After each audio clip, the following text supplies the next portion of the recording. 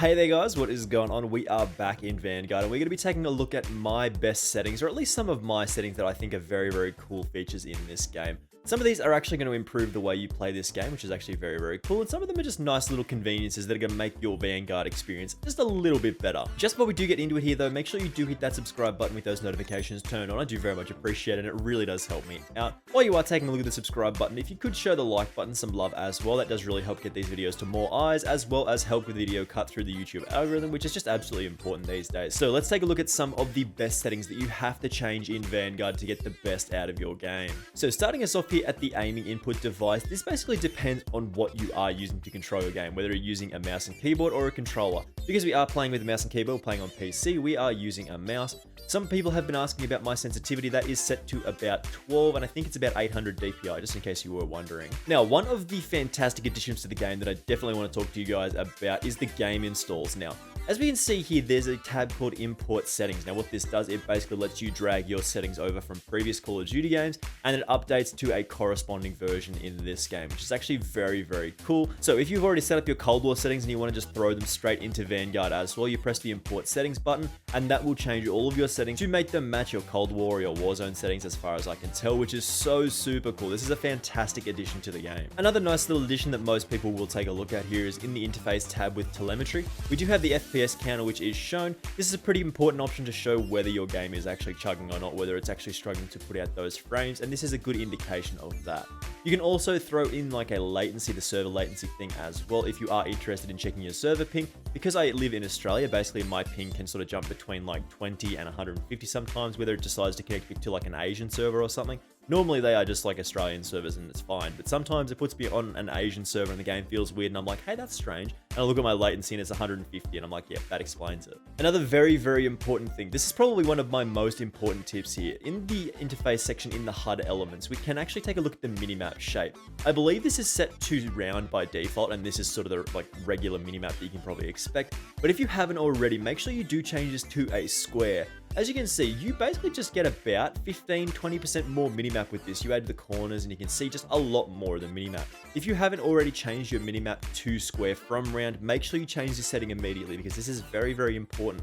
Essentially, you just get about 15-20% more information on your screen, which means you're going to get more kills in this game, which is really nice. Another little one that's not super important, but basically just makes joining the game a little bit more simple. In the interface tab, again, the advanced interface settings, we can take a look at skip intro movie. We turn this on. Basically, this will allow us to, of course, skip the intro movie whenever we turn on the game, which can take like a little while before your game actually starts. So if you just want to skip all of that, you don't want to worry about the intro movie, just turn this on and you'll be able to get into the game straight away. In terms of our graphics settings, this is all going to be personal preference. It depends on how you use your computer, how you use like your game, however you do want to play. We actually do play in full screen borderless to just make it a little bit more convenient to sort of switch between tabs and maybe adjust some settings in OBS and stuff like that. But definitely, if you are just looking for the best experience, just like the most consistent frame rate, you definitely should just be playing in full screen. When you are playing in full screen, you will have access to the refresh rate option, and this is again dependent on your monitor. This is a 144 Hz monitor that we are playing on, but we do have it actually capped to 119, which is 120,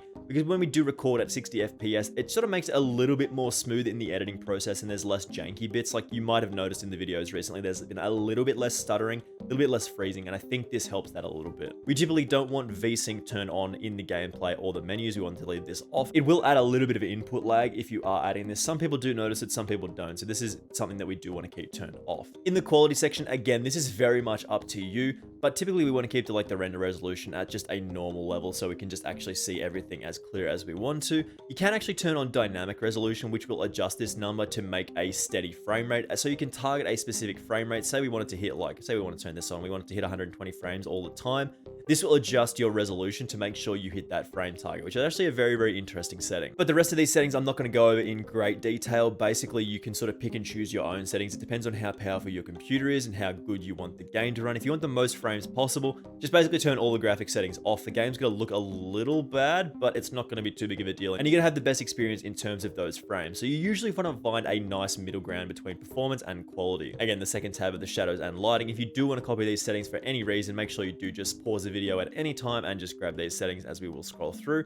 I typically like to turn the anti-aliasing off, and I think that helps it stop being a little bit blurry, so keep this in mind here if you're having blurry problems. In our gameplay tab, another controversial option is the field of view. Basically, some people do have access to this, some people don't. It really depends on what console or platform you are playing on. I typically like to set my field of view at about 110, but 120 is not uncommon. Basically what this does, it means you can see more on the outside of your screen, but targets will appear a little bit smaller as the zoom just is affected a little bit as well. So this is sort of a middle ground option as well. I like to play on about 110, that's what I'm used to in my Call of Duty games, but I have definitely played on higher depending on what actual game it is. I think on Overwatch it was set to like 111, 120, like somewhere between 111 and 120. I can't remember off the top of my head.